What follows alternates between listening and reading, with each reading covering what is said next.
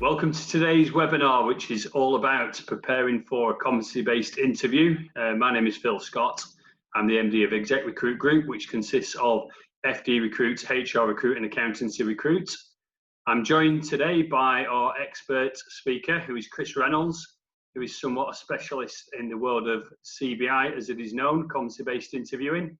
I've known Chris for over probably about 10 years now. We've done quite a lot of training together face-to-face. This is the first online version in the world that we live in. Just to run through the running order with you, we've got some preset questions that I'll be running through with Chris, who's going to impair his knowledge. And then for anyone that does want to ask any questions, at the bottom of the screen there, you've got a chat box facility. So if you put any questions in the chat box, and we'll start to look at those towards the end.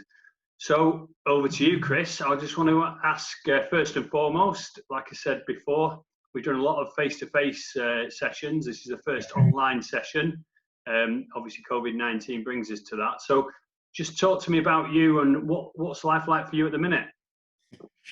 Honestly, slobbish, idle, shiftless, listless, basically. Quite enjoyed the enforced idleness, to be honest, Phil. Work-wise, very quiet, obviously. My work, as you know, is very much one-to-one or one-to-many. But that's all had to change, so thank God for Zoom and Skype and FaceTime. But yeah, all good, thank you. Good. And obviously, CBI, it's not something I think that you go to university to get a degree in and study. So just tell me then, how did you get into interviewing and becoming a sort of specialist in competency-based interviewing? Okay, a bit of a blast from the past, really. But I've been involved in recruitment, in one way or another, as you know, since the early 90s, and that's the 1990s, as my daughter clarified with me earlier on. But in terms of, CBI, competency-based interviewing, it all really started when I was at Kellogg's years ago. And our HR director, bless him, said at the time that he said our interviews, our company interviews, were more like a fireside chat than a proper interview.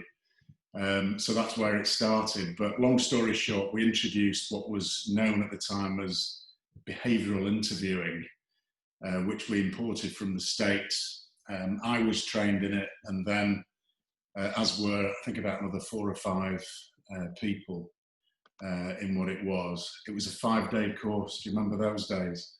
5 days on competency-based interviewing. But when we did that, we'd got a bit of experience, but then I was set the task of training everybody else in Kellogg's that might be responsible for selection and recruitment within the company. And then, since those days, I've used it extensively for my own ends, but also trained other companies how to set it up, how to recruit using it, but not just recruit, it's all about selection as well. And as you mentioned, we've done, workshops, seminars and training courses on the subject. So that's how I got into it. It's one of those things where I always say to people, in concept, it's dead easy. It's not rocket science, but to actually do it, it's very, very difficult, particularly for the interviewer. So yeah, that's how I got into it. That's how I fell into it. So we keep talking about it, the black art, but for those of the listeners that don't really know, what is competency-based interviewing? I always struggle saying the word competency. CBI. Okay. So just go through it. What is it? Right, you ready for this? Because I wrote this myself. CBI is an interview technique designed to elicit evidence from the interviewee that will help to determine whether they have the competencies required to do the job they're applying for. So it's a bit of a mouthful. But that's basically it. It's an interview style, it's an interview approach. It's based on the assumption and it's a correct one, that past behaviour is a pretty good predictor of future behaviour. That's where the psychologist got involved in this to begin with. So in other words, it's about the way that you go about things historically that are talked about, that are encouraged to come from your mouth, or even habitually, easy for me to say, because that behaviour, that approach is likely to be repeated when you encounter the same situation. So I don't know if that makes any sense or not, but we do that on a daily basis with people we know, people we have a relationship with, people that we've worked with, but people we know will say things like, you know, you hear this every day, you'll hear people say, don't do that or you'll go mad. Because we know that how that person has responded to a situation in the past. But at work, you know, you might hear somebody saying, that's all right, Margaret's in charge, you know what she's like, she'll give everybody a job, she'll get it all organised, she'll have it all written down, everybody will know exactly what they're doing, and within minutes she'll say, right, that's all sorted, all done, next. And we know that about people because we've seen them operate. What CBI is there for is to try and get that information, that evidence from the interviewee about how they've dealt with the situation in the past. Because how they approach that is a requirement of the job. I don't know if that, I tried to keep it to 4 words, but failed. You failed the interview already. Okay. How would you say it's different from a normal sort of general interview, your fireside chat that you mentioned earlier? Yeah. Well, to be honest, that often depends on the skill of the interviewer. And, you know, I've found, as you have found, there's a massive range of skills of interviewer. So it depends on the skill of the interviewer. If the interviewer is good and is very skilled at CBI, like you are, the difference will be night and day. It'll be more structured and focused, be more challenging in some ways for both the interviewer and the interviewee. But as an interviewee, what you will notice is there is more time spent by the interviewer trying to get you to talk about what you've done in the past. So they'll be almost interrogating you sometimes to find out what you did in certain circumstances. So it'll all be past orientated. So in other words, they're trying to, like I said right at the beginning, they're trying to get some evidence from you. And that's why I keep referring to from the role of the interviewer, because I think if you understand that, you've got a better perspective and you'll do better at a CBI interview as an interviewee. You need to just understand that what they're trying to establish is, can you present enough evidence to convict you of being good with people, or good at analysis, or a persuasive person, all of those kinds of things. So it can be very specific, unlike regular interviews, generally, sweeping generalisation I know, where they will often ask you theoretical questions like, how would you deal with a person who wasn't performing or was breaking the rules? What they would do is they would get you to talk about an occasion when you had to deal with that. And just a point on that we'll come back to later. And I know you and I have spoken about this quite a lot. You might be asked, for anybody going to one of these interviews and they realise it's a competency-based interview, or it isn't, if you're asked a question like that, for instance, how would you deal with someone who wasn't performing? If you've dealt with somebody who has had performance issues, switch that, be assertive and say, well, I've actually dealt with that on several occasions in the past. Can I tell you about one of them? So what you're doing is you're switching it from a theoretical interview, a regular, inefficient interview, into a competency-based interview to your advantage. Because it's much better talking about a time when you have dealt with somebody or several people that haven't performed than talking about, you know, the theory of it that you might have just read in a book about management techniques. So that is the long answer to how it differs from a normal interview, Phil. Okay, and more focused. I can remember back from when you trained us on doing a competency-based interview, and you mentioned using the STAR approach, which is an acronym that a few people will have heard of, some may not have heard of. So just talk me through the STAR approach to structuring an answer. Okay, I could put you on the spot and ask you to tell me what a STAR is, but I won't, just in case. But I know you do know. Yeah, the STAR, and those of you out there watching this might know what a STAR is in terms of interview techniques. You might have used them yourself and so on. But as I said before, the main point I want to get across is that you look at this from the interviewer's perspective, and you probably know that the interviewer will have a job role that they need to fill. Within that job specification, they will have a shopping list of competencies, skills, abilities that are required by that job. That's a whole training course in its own right, really, just how you actually establish those. But that shopping list is a list of skills that are required for the job, for the incumbent to be effective in it. There's hundreds of them. Phil's seen, you know, a book of about that thick, full of examples of these things, but examples of which will be things like personal organisation, or tenacity, or sales ability, persuasiveness, analysis. Like I say, there's thousands of them, but what they will do is they will look at the job spec and they will say which competences are required. That then leads to the job description. What they are then encouraged to do is to look for stars that will prove that they've got those competencies. Stars are a collection of 4 things that act as a guide.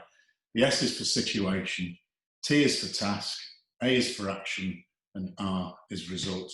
And just briefly on that, the situation is where you would be asked to explain the picture, to describe the event, to give it some context. So in other words, the situation I was in was, or I was day one of a job, or I had this person who wasn't performing, or we had a customer on the phone who was complaining, that kind of stuff. The task, you just describe what it was that you're working on at the time. The action is where you tell them what you did, how you went about it, and what steps you took. And I will talk a bit more about that in a second. And the result is where you explain how it all ended up. In other words, what happened in the end. And it's all about in terms of outcomes. So, you know, within 6 months, the person was performing again, or the customer was absolutely delighted and I got an email to say how well we'd handled it. But that's basically a star. That's what the interviewer is looking for, and they are known as, just to give you a bit of the science behind it, as behavioural examples. So a star would be a behavioural example that proves somebody's got that competence, and they may look for several of those stars before they become convinced that you have that competence. Okay, so we'll in a bit we'll look at some examples, but before we do, if someone has got an interview coming up, and how would you then best prepare, thinking, right, let's think of STAR and let's think of the interview? What advice would you give to someone? Okay, first thing I'd say is put yourself in the shoes of the interviewer. Think about what they would be looking for. So first thing to do, the obvious stuff, is you read through the job spec in more depth than you've ever read through a job spec ever before. Try to determine, and some job specs are better than others, but try to determine which skills they're looking for, what competencies they're likely to be requiring in that job, because they probably won't mention that stuff in the job specification. They might talk about skills or past experiences and so on. And this is where I can sometimes help people out, where they will say, have you read this? You know, what do you think they're looking for? And it is a guess, because you don't know. But you can look through the job specification, and you can do a bit of your own research in terms of what competencies those should be. What you then do is, again, putting yourself in the position of the interviewer, and just think to yourself, if I'm asked a question that requires some diplomacy, or if they're looking for persuasiveness, or if they're looking for someone who's really faced up to some quite challenging, stressful situations, if those are the kind of things that I'm looking for, what you then do is you get your own list together, your own list of strengths, skills, competencies, abilities that you've got, that you can talk to them about if they ask you those questions. And if they don't ask you those questions, you take the opportunity to tell them anyway. You take the responsibility for making sure they've got that evidence. And then you think, right, he's going to ask me about situation, task, action, result. Form those stars yourself. Do the preparation, do the homework. I'm not saying it's easy, because some job specs are a little bit vague, but that's your task really. So that when you go into that interview, you are not as bowled over by any questions that say, you know, and this is literally where they will say, they will come back to you and they'll say, how did you go about that? You know, what led you to do those things? Why did you approach it in that way? Take me through it. And they may ask you questions like, take me through it step by step. If you've done that research, if you've done that homework, you're in a far better position to be able to come back with solid, sound information that will make their life easier, because you're giving them the stars. You wouldn't trot it out, just to be clear about this. You wouldn't say, let me give you a star on that, just in case anybody thinks that. But you would say, can I give you an example? Or can I tell you about a time when I actually dealt with that, or when I was under tremendous amount of pressure? It's offering that information that will tick all the boxes, fill all of those gaps, and make the job easier for them to choose you, because you've got the right skills and abilities. So you mentioned giving them a particular example, and I know we've spoke about in the past. On listening in today, we've got people that are either within HR or within finance, usually the sort of, you know, heads of departments, the viewers. So have you got any examples, or is there anything you want to say before going into an example? Have you got any examples for the listeners? I mean, I could bore the universe for a couple of weeks on stuff like that, but I'll avoid doing that. But I think the main thing for me, and you might have something, you know, to say about this as well, I think from an interviewer's point of view, you do need to know the situation, because the situation is all about the context, the situation or the task. The result is often very important, because that shows that the action that you took was appropriate. What people do skim on quite a bit is the action that they took. So in other words, what they actually did. They tend not to go into a lot of detail. It might be sufficient, but it's just something to be aware of. So there was one guy actually that I've dealt with recently that springs to mind. I was working with him. He's an FD, or was an FD, and looking for a career move, and he wanted a career move. Sorry, I've got somebody, wouldn't you believe it, somebody knocking on the window, obviously delivering a parcel. looking for a career move, wanted a bigger role, a bit bored where he was. So he was a bright guy, knew his stuff. But again, another point on this is that, like a lot of people, wasn't particularly well versed in pitching himself, right? So quite reserved. And sometimes as an interviewer, it's almost like you've got to break the shell. You've got to open the box to see the diamond inside. And it, you know, and very often there is a diamond there. There is some classically good talent in there, but we're just not used to selling ourselves, and that, you know, that's a different subject altogether. So, as you know, Phil, we have to dig. We almost have to interrogate and probe to get those nuggets of information out. So we were going through his CV. I'll keep it as brief as possible, but you know, I've spotted something in his CV where he said something like, improved efficiencies significantly during the 3 years in my current position, which is great. But I said, you know, is that a wow factor, seriously?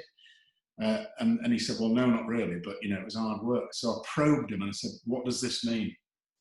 You know, what are you going about here? And he said, well, in the job I was initially brought in as an interim. The task was to look for overspending company-wide, look at efficiencies, cost cutting, all that sort of stuff.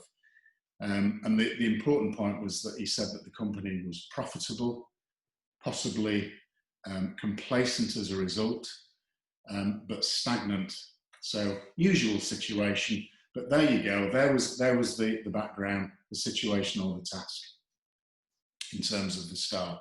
So I probed more and I said, okay, and he said, well, after doing the usual strategic analysis, went off on this thing. The short time I thought I had, he said, I managed to reduce costs in distribution. They weren't utilising their Dublin.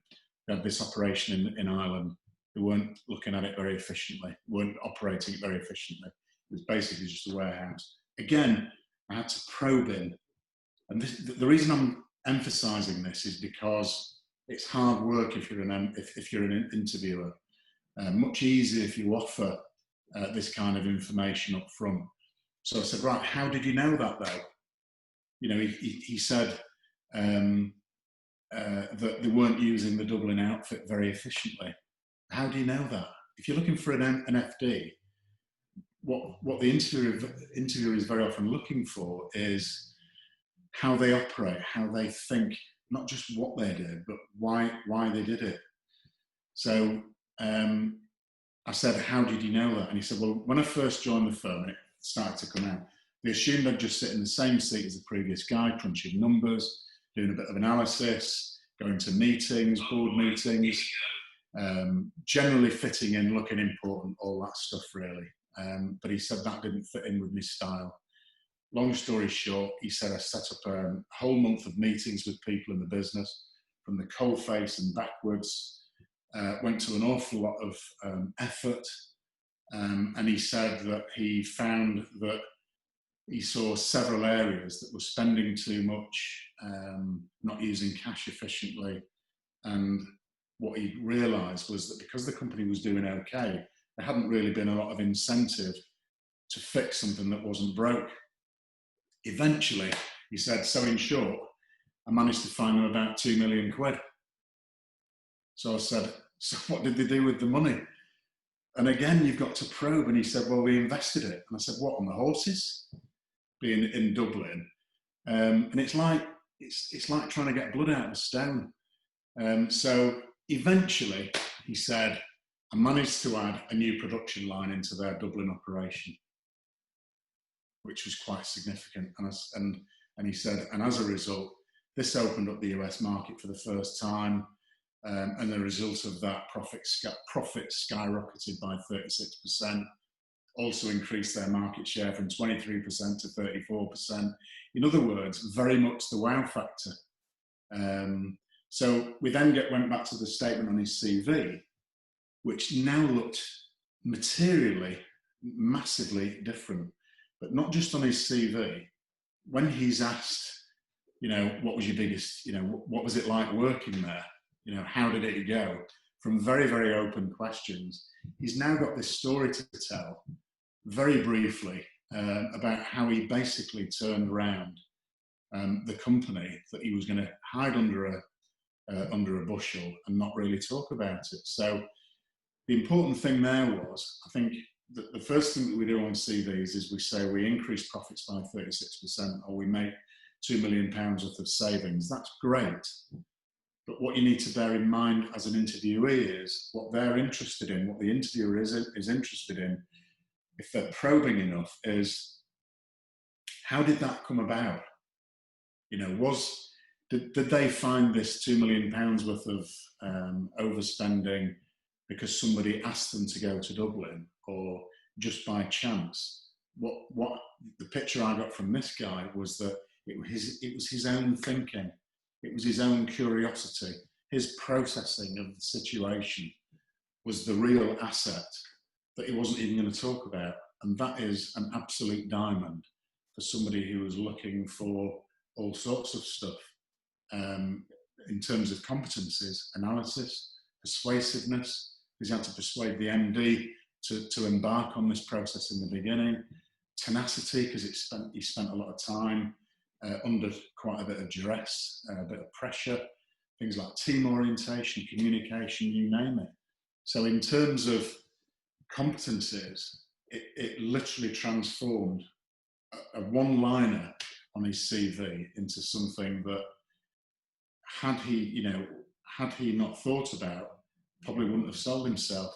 And as you often say, Phil, it's making a difference between how your interview goes compared with the person's who sat in the waiting room, because they may come up with that stuff that he didn't, and that's the difference. It's making sure that you give that person sufficient evidence to convict you of having analysis, persuasiveness, tenacity, team orientation, communication, just by giving those very crystal clear stars.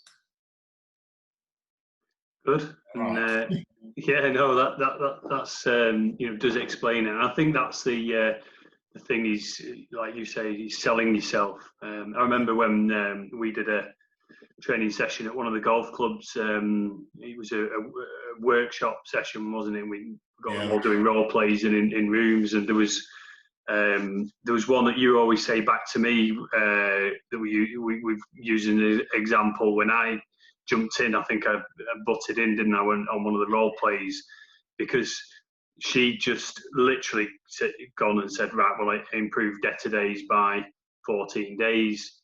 And that was it. No explanation. And obviously we to probe, so what did you do? And she went in obviously to the detail of what she did. But why did you improve it? Were you bored, or did you have, and she said, no, it was one of the main problems was the overdraft in the business. And I think she got it down from 64 days to 50 days. But when we looked at it, the 14-day improvement was quite significant in terms of in terms of money. I think they turned over something like 26 million. So every 14 days was £1 million. So what she'd done is when we were talking through, I was saying, so 14 days, what does that mean? And she said, well, what are you asking? So, well, what's the turnover of the business? Well, 26 million, Phil. And right, so what's that in a 2-week period? Well, it's £1 million. So what happened? And she said, well, we reduced the overdraft by £1 million. Yeah. So did that have a positive impact? It was what I asked. And she said, well, yeah, we saved it, interest of 8%. So what's 8% of £1 million? Well, it's 80,000. Yeah. Great. Now, how much are you paid in your role? And she was like 20 odd grand or something. Brilliant. So you've paid for yourself 3.5 to 4 times over just in that. But we had to drag it out of her in terms of what she did in the process. And actually, it was her idea, her initiative.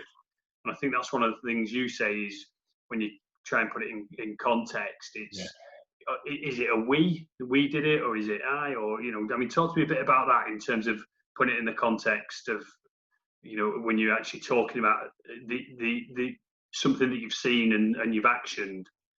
You know, talk to me about that. Yeah, and people do. I mean, I do it myself. It's a habit. We'll talk about something that we did ourselves, and when we're recounting it back to the interviewer, we'll slip into, well, we had this idea where, you know, and so we looked at that. What the interviewer is trying to find out, well, who's we? Is that you and your mates, or is that you and somebody else? And you'll say, well, no, it was me, it was my idea. So don't be frightened of using the term, you know, I, like this guy that I, you know, talked about, and Phil's example. I had the idea, you know, one of the things that occurred to me, I was curious. Don't be frightened, without coming across as arrogant or big-headed and all of those things, but just don't be frightened. Don't hide your light under the bushel, as they say. Because the other thing that's Phil's just reminded me of is the fact that, you know, we probe, we're used to it, but there are many interviewers who don't. They just don't ask those questions, and they have 15 jobs to do at once as well. And with all the best wills in the world, they get tired, they get bored, they get distracted, they get all sorts of things. You know, halfway through the interview, somebody might knock on your window because they're delivering something from Amazon. You know, the timing's never right. But so they will drift off, and they might be drifting off just as you are just giving them one of those very neutral statements about improving efficiencies. It means nothing. So you've almost got to take, I call it soft control. You have to take the initiative to say, you know, you mentioned earlier on about working under pressure. Can I just tell you about a couple of situations where I've had to over quite a long period of time? But at the end of it, although it was tough, you know, it was really great. I got a lot out of it. And they go, yeah, please go on. And you say, right, okay, situation was, and then you take them through that event. Cleverly sugarcoating that event, which is actually, you have presumed, is one of the competencies that they'll be looking for. Because anybody with any idea of what's required from, say, you know, an HR role or an FD role or a finance role, any of those things, whether you're in sales or whatever, you've got a pretty good idea what's required. So give it to them, because, like I said, not everybody is as thorough as Phil and I are making out. You know, it will be, you will come across a whole range of skills in interviewing. So it's I, unless it genuinely was we, but what just remember that as far as the interviewer is concerned, they want to know what your competencies are, not the whole team's. You know, that's the thing from my point of view anyway, Phil. Okay, and one of the questions that's popped up that I'll just sort of run through, saying great examples from a finance point of view. This person is in HR. Have you got any examples to quantify achievements in human resources, as that it's not always easy? So here's one I prepared earlier as well. So I've got a couple. I wrote a few down actually for HR, because when we do interview people within HR, they do say it's sometimes difficult to quantify, or they're always trying to justify themselves to either the MD, finance director, to try and get new initiatives. So there are ways, you know, improving staff engagement and morale. There was one example that we did recently when we were interviewing a HR director. They took on the project to improve engagement. It increased by 15%. And when we probed, it's like, well, what did that mean? What happened to the business? As a result, headcount didn't increase, but productivity in the business did increase. The turnover grew by 25%, from 16 million to 20 million on the same headcount. And profit grew by 70%, from 1 million to 1.7 million. And a lot of this was down to increased productivity and staff engagement, and obviously the actions bit that they took was pretty detailed. But there's lots of other examples. It could be implementing processes that save solicitors' fees. The good one, I mean, you've really got to look for statistics. I was looking yesterday on the ACAS website, and they say that staff turnover costs on average £30,000 per employee. So if you can help in that area, then just reducing attrition by 10 staff per year, that's 300,000. So it's trying to put this in context, reducing claims, anything. There's it's just trying to sort of think, and you sort of say it in your training, Chris, don't you? Sort of times, dates, and serial numbers. You call it.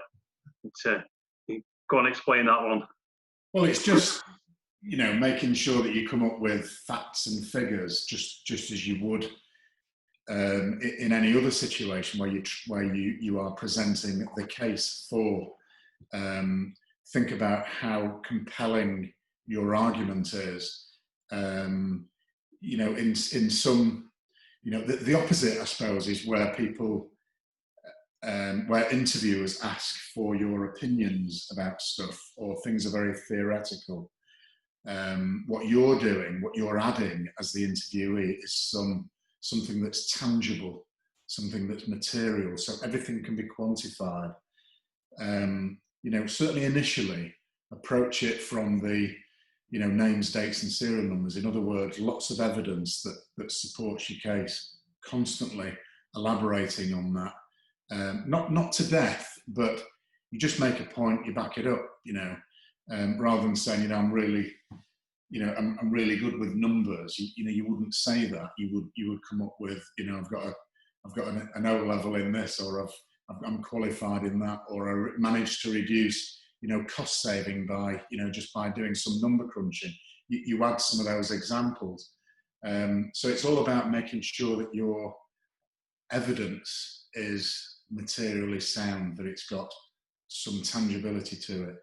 On the HR thing, for instance, it is probably a little bit more difficult, but one of the things that my HR director way back when, he'd done some maths about how, and I can't remember, and I wish I could, but he'd done some maths about how much it costs to actually take somebody on from start to finish, and it was in the millions. In terms of advertising, recruitment, using outside resources, the amount of management time it took, just the materials, because Kellogg's always used to send out beautiful stuff. Everything was a Rolls-Royce job, all of that kind of stuff, right from training through to company benefits, right up to pensions and all the rest of it. And it was in the millions just for one person. And he said, each time we get it wrong, it's costing us an absolute fortune. And I think we're a bit more aware of it now. I think we're more widely aware of it. But the quantification for the HR department doing it was all about making sure that the whole recruitment process was that much more efficient and effective, because it does have an impact on the bottom line. And in Kellogg's and with lots of other firms, this sounds like a great idea, but how will it have an impact on the profits? And if it doesn't, go back and do your homework. So there's all of that. How did it? For introducing competency-based interviewing, for instance, there will be a return on investment for that. And if it was your idea to do so, or to implement other things, again, this is focused on our HR audience. If it was your idea to do that, or to start doing something in terms of the whole selection and retention process that you can quantify, or even have a punt on in terms of the impact that it will have on the company, whether it's morale, motivation, job retention, and so on, then that's the kind of stuff that they will want to hear. Probably teaching you to suck eggs, but just reminded me, one of the reasons why this stuff started in the first place was I'm pretty sure, if my memory serves me correctly, it was in America where I did the initial research into behavioural interviewing, and that was the reason why they were doing it in the States, was because of the mounting, increasing legislation and litigation to do with recruitment along the lines of discrimination and prejudice. And you know, as the guy said to me at the time, you know, you can legislate for discrimination, you can't legislate for prejudice. So the whole point of it was to make the whole system as fair as possible and as professional as possible. So there's so many little offshoots of just introducing not just competency-based interviewing, but also anything that you have done in the past that will enhance the company image, which was another objective of Kellogg's doing it. So that's where your thought processes need to go. Look at your experience in terms of what you've done, what you've achieved, what your skills are. And the other thing that I'm probably going over the top here, but the other thing that I do with people, if I'm doing it on a one-to-one, is before you come and see me, before we have a discussion, go to your mates, go to your friends, go to your family, people who know you, and get them to tell you what are your strengths, what are the things that, you know, what competencies have you got, what could you offer a company, what's different about you, what are your limitations, what annoys them, what irritates them, just so that you've got a crystal clear idea of what your own, it's like doing a human, what we used to call it, human audit, an audit of yourself, of what you've got, and then apply that, look at the job spec and see where they overlap and do your homework. Simple as that, dead easy. We've got some questions coming through. Before we go into the questions, I've just got another couple for you, Chris. So what advice have you got for people going forward? So we've talked about, you know, STAR and CBI. For someone who might have an interview tomorrow, next week, whatever, you know, what's your number one advice then, using you know, competency-based interview type approach? Okay, remember the STAR. Do your audit on yourself, bring other people in, because other people will talk to you about, if they know you well enough, and if they like you, they will tell you all of your strengths, convert that to a competence, convert it to skills, abilities, so that you have got an idea of what your own resources are, your own personal internal human resources. Be aware of your limitations, and have some arguments to support your strengths. So you've got some examples. Go back through your own CV. What did you do there? Why did you do it? What prompted you to do it? All of those kinds of things, and put that into a situation, task, action, result, as though you were the interviewer, and pummel it to death. Go through all of that stuff and make sure that you've done your homework. Second thing, I suppose, is if you're in an interview and it's a bit theoretical and it's not particularly probing, and you get the feeling that your skills and competencies are not coming out, then use that soft control button. You not take over, but you offer that information to them and say, can I just tell you about a situation where I actually did that? And you will have that STAR there. And finally on that, it doesn't have to come out in that order. You can start with the result first, and then tell them about how it came about afterwards. You know, when they talk about your achievements, you're actually coming out with the result first. I managed to save them 300 grand in the first 6 months I was there. Really? How did you do that? Well, what I did was, the situation was, I was placed in a brand new job, never done it before, started to spot certain things, did a bit of maths at night when I went home, put a Excel chart together. I could see it clear as day. So what I did was, etc., etc. And think about it in that way. Thank you, Chris. Anything else to add? Any other nuggets of wisdom, pearls of wisdom before we go into the Q&A? Just that, really. I think. I think the thing is it can appear to be intimidating, but it shouldn't be. The only thing that's intimidating about it, I think, is if the person who's interviewing you, and this will probably resonate with people who've done interviews on the other side of the desk in the past, you can make it intimidating if you want, or you can make it, welcoming, warm, and all of that sort of stuff. So don't be intimidated by it. Know your stuff, and if you know, because sometimes people will say it will be a competency-based interview. Not that you are, but don't be frightened by that. Don't be intimidated by it. If it's done well, all you're really doing, the hardest part about it is remembering those situations. And they should give you time to come up with stuff, but just go into it with all your confidence, because you're armed to the teeth with all the evidence that you've got about how you can do that job. End of.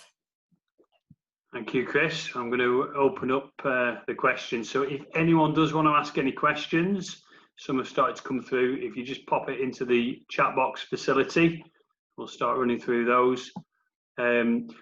So one of them from Andrew, would you not agree that managers develop through experience and become better leaders? CBI definition suggests that we don't.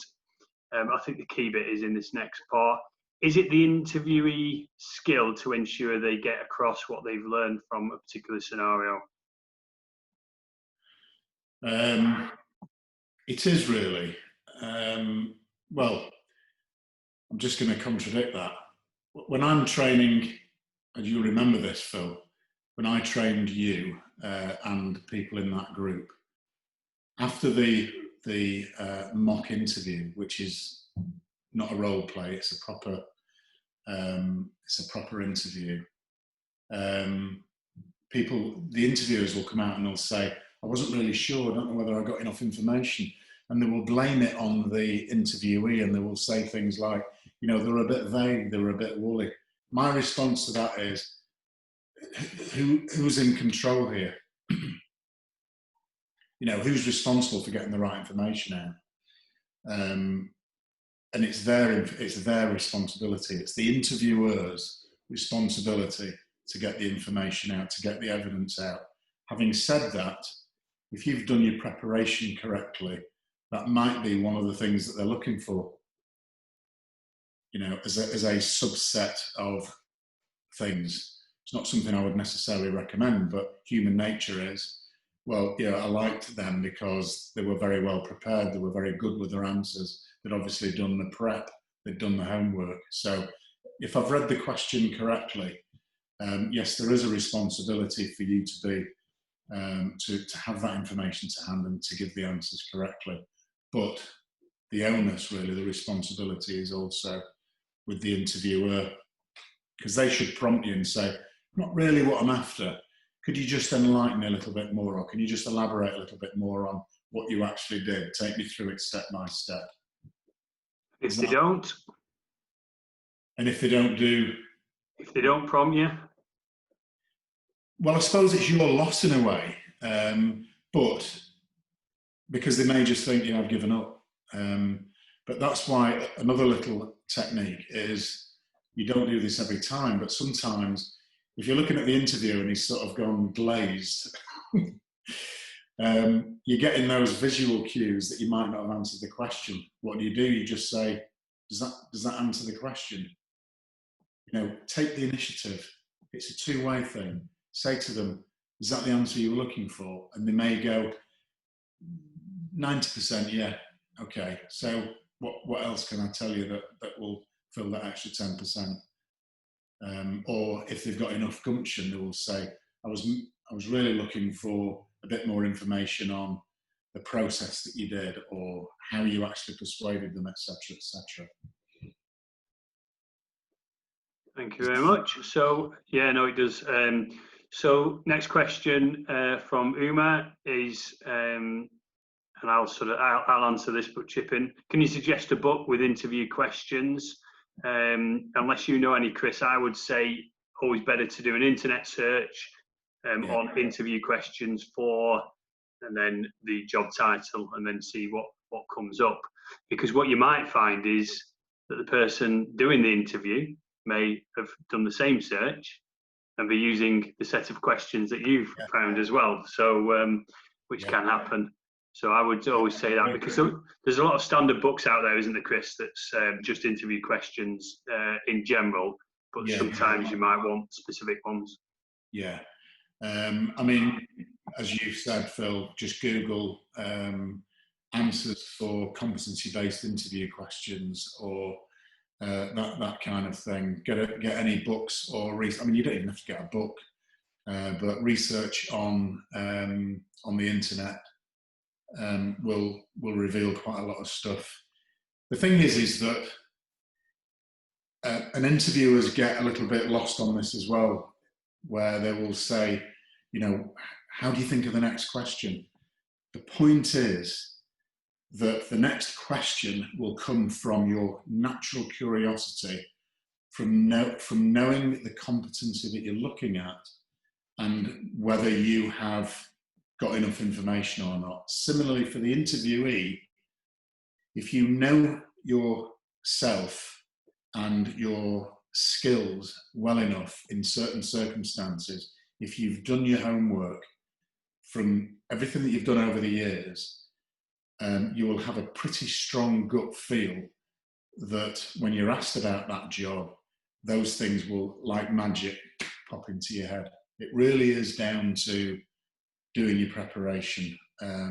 Happy to help anybody, you know, with that. But if you do your, and I'm sure Phil is as well, but I mean, it's just about looking through your skills, having that shopping list of things that you've got, asking other people, and building your own stars for all sorts of situations.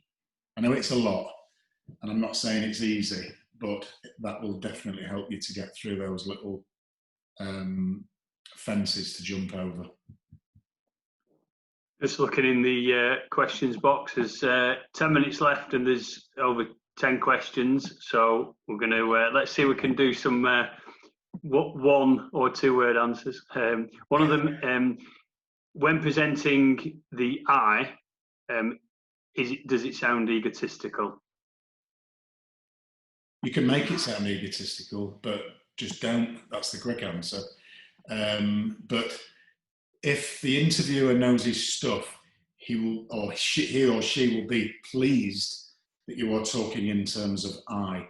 Just use it's just about using your common sense, really. If you go in, kick the door in and say, I'm great, I did this and I did that, you'll know your own sense of balance, how it's coming across. But you just tone it down a little bit. And if you hear the alarm bells going off that it sounds a little bit egotistical, then obviously tone it down. It's just about, being balanced.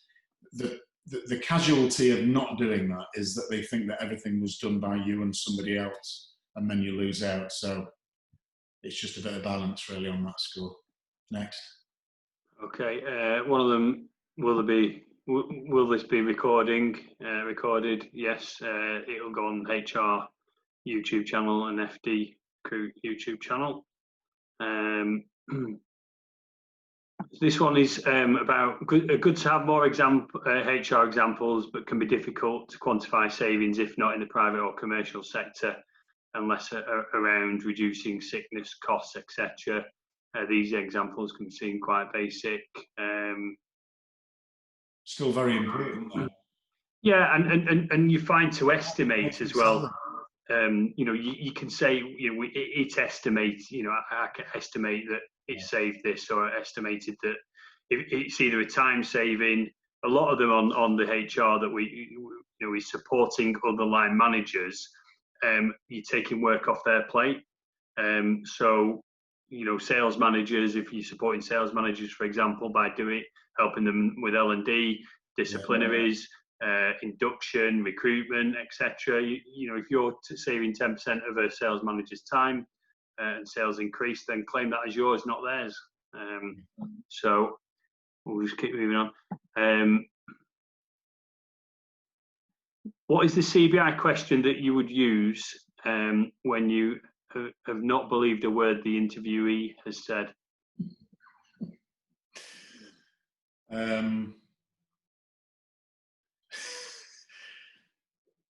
What time is your train home?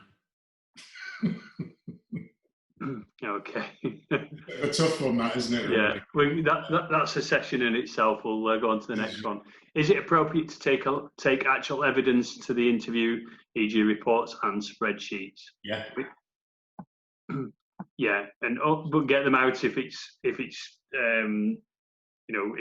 not going to go over the interviewer's head. I've seen it be a major success and a major failure.